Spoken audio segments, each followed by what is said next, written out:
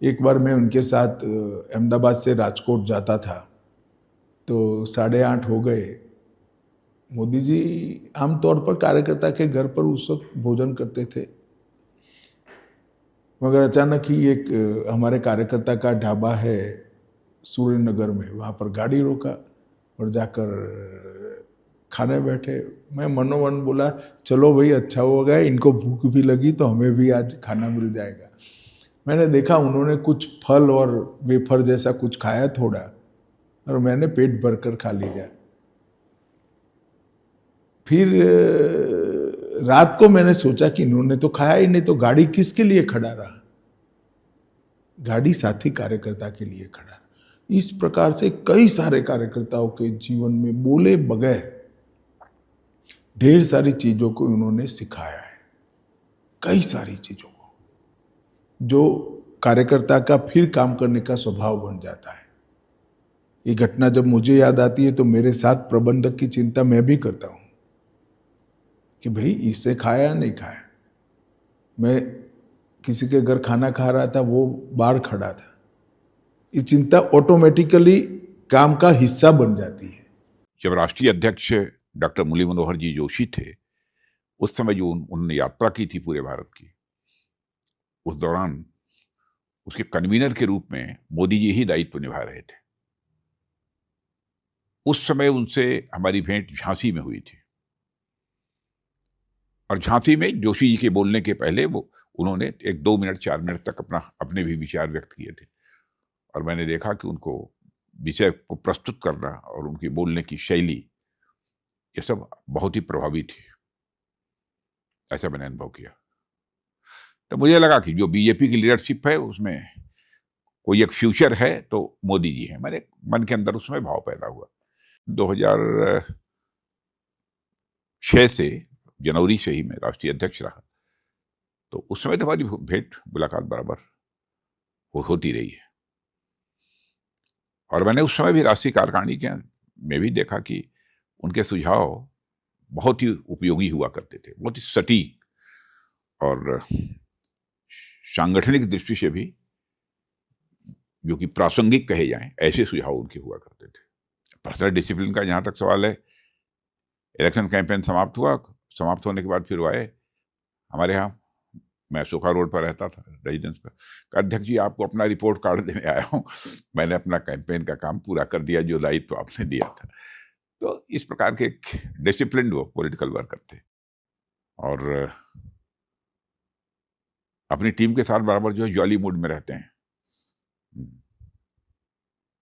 कभी कोई बाहर देखे लोगों को लगता होगा कि इतना वर्कलोड है, ये है, बड़े वो तनाव में रहते होंगे। ऐसा नहीं, मोदी जी को इस रूप में मैंने नहीं देखा। एक से एक किस्से और कहानियां आज भी सुनाते हैं, बहुत ही आनंद की अनुभूति होती है उस समय। काल्पनिक क्षमता की भी अद्भुत धनी है, संवेदनशील भी उतने ही है। मैंने देखा तुरंत कोई ऐसी घटना हुई, आंखों में आंसू आज आ जाते हैं।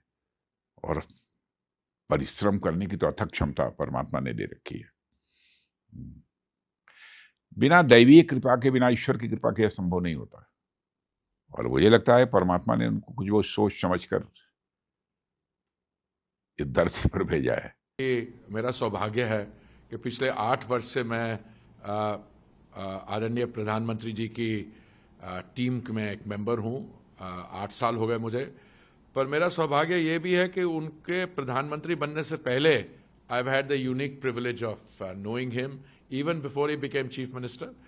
और मैं देख रहा हूं कि बाकी तो हम बातें बाद में करेंगे। मैं अपनी तरफ से आज जैसे हम बात कर रहे हैं, हमारे 5 जो गुरुद्वारा साहिब है पटना में, पटना साहिब, बंगला साहिब दिल्ली, गुरुद्वारा सिंह सभा मुंबई, गुरुद्वारा कीर्तनगढ़ कानपुर, और जो जलंधर में पंजाब में है गुरुद्वारा श्री गुरु सिंह सभा, वहाँ पे माननीय प्रधानमंत्री जी की लॉन्ग लाइफ, गुड हेल्थ और उनको देश को जो वो लीडरशिप कर रहे हैं उसके लिए अरदास हो रहा है। मैं माननीय प्रधानमंत्री जी के साथ नॉर्थ ईस्ट में था। कुछ दिन पहले मैं प्रधानमंत्री जी के साथ वेस्ट बंगाल में था, दुर्गापुर में था। पर मैं नॉर्थ ईस्ट की स्टोरी बताता हूं। नॉन स्टॉप ट्रैवल करके वो 2 दिन असम में रहे। असम में क्या प्रोजेक्ट्स उन्होंने किए आप उसको भी देखिए। कभी किसी ने सुना था कि हम बायो एथेनॉल जिसकी टोटल ब्लेंडिंग 1.4% थी 2014 में, उसको लेके हम 20% पे ले आए। और कहां से एथेनॉल बना रहे हैं? पानीपत में उसको पराली से, एग्रीकल्चरल वेस्ट से बना रहे हैं। जो अभी नुमालीगढ़ में जो फैक्ट्री उन्होंने जिसका उद्घाटन किया, वहां पे बांस से बन रही है, बैम्बू से, ठीक है। और भी जो चीजें हो रही है, ये उनकी फार साइटेडनेस, उनका जो टेक्नोलॉजी को पुश है। और जब मैं उनके साथ प्रेजेंटेशन देख रहा था, जो टेक्निकल लोग उनको प्रेजेंटेशन कर रहे थे, हर स्टेज में पूछ रहे थे इसका ये होगा, वो पूछते थे इससे पोटैश बनेगा, इससे ये होगा। देखिए कितने आपको लीडर मिलेंगे जो who work around the clock, कोई उनको और कोई अटैचमेंट नहीं है। प्रधानमंत्री मोदी जी भारत के यशस्वी प्रधानमंत्री हैं ही, दुनिया के सबसे दूरदर्शी और लोकप्रिय राजनेताओं में उनकी गिनती होती है। आज पूरी दुनिया प्रधानमंत्री मोदी जी के नेतृत्व में इस नए भारत का दर्शन कर रही है, जो भारत अब दुनिया का पिछलग्गू नहीं बल्कि पूरी दुनिया को अपना अनुसरण करने के लिए आज प्रेरित कर रहा है। अयोध्या में 500 वर्षों के बाद रामलला का विराजमान होना, काशी विश्वनाथ मंदिर का काशी विश्वनाथ धाम के रूप में वैश्विक जगत को अपनी ओर आकर्षित करना, केदारनाथ धाम हो या बद्रीनाथ धाम, महाकाल का महालोक हो या फिर देश के अंदर विरासत से जुड़े हुए उन सभी स्थलों के पुनरुद्धार के और सुंदरीकरण के अभियान,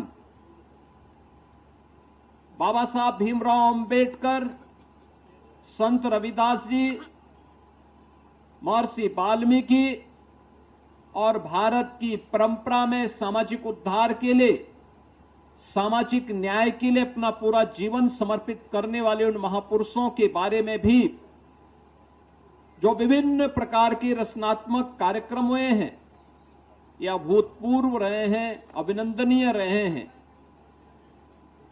विपरीत परिस्थितियों में कैसे कार्य किया जाना चाहिए,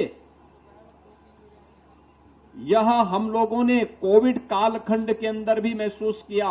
जब वैश्विक महामारी के सामने पूरी दुनिया पस्त थी, तब भारत प्रधानमंत्री मोदी जी के नेतृत्व में कोविड प्रबंधन का बेहतरीन उदाहरण प्रस्तुत करते हुए दुनिया के लिए एक मॉडल बना हुआ था। 75 वर्ष एक बेदाग,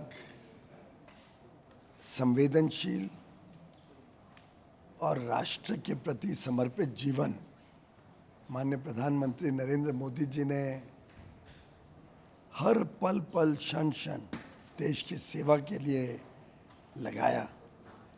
मैं उनके जन्मदिन पे बहुत बहुत बधाई देता हूँ, शुभकामनाएं देता हूँ, ईश्वर से प्रार्थना करता हूँ कि उनको दीर्घायु दें। इसी प्रकार से वो जनता की सेवा में लगे रहें, अच्छा स्वास्थ्य हो। और मैं बता सकता हूँ कि जिस प्रकार से देश के प्रति, जनता के प्रति, लोगों के कल्याण के प्रति संवेदनशीलता हो, समावेशी विकास की बात हो, चीज़ों की गहराई में जाके कैसे आखिरी व्यक्ति तक लाभ पहुँचे, ये काम करने का ढंग माननीय प्रधानमंत्री जी का अनोखा है।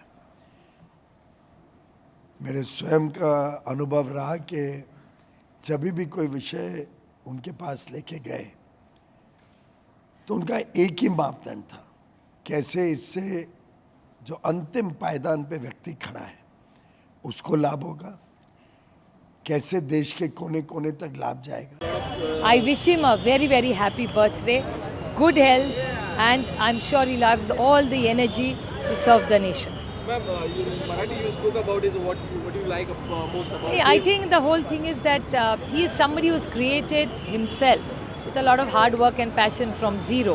So I think we must compliment him for that. And I think what really I feel he has been consistent about is when he makes sure that his MPs attend Parliament. There is good debate in Parliament. They must sit in Parliament. They must attend Parliament. So that discipline that he keeps guiding everybody about is very special for me.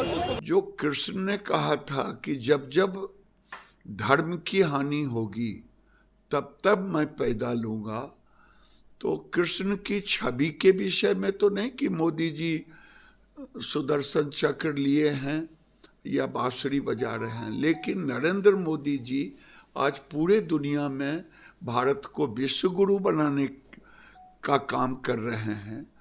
27 crore गरीबों को गरीबी रेखा से ऊपर उठाने का काम किया है और देश को आर्थिक दृष्टि से मजबूत कर रहे हैं, और खास करके जो भारत विरोधी ताकतें हैं उनको परास्त कर रहे हैं। यही मुझे लगता है कि ये मोदी जी एक अवतारित पुरुष के रूप में हैं, न कि नरेंद्र मोदी नाम है। और ये मुझे लगता है कि वही यदा यदा ही धर्मस्य ग्लानिर्भवति भारत, ये मोदी जी उसी रूप में आए हैं।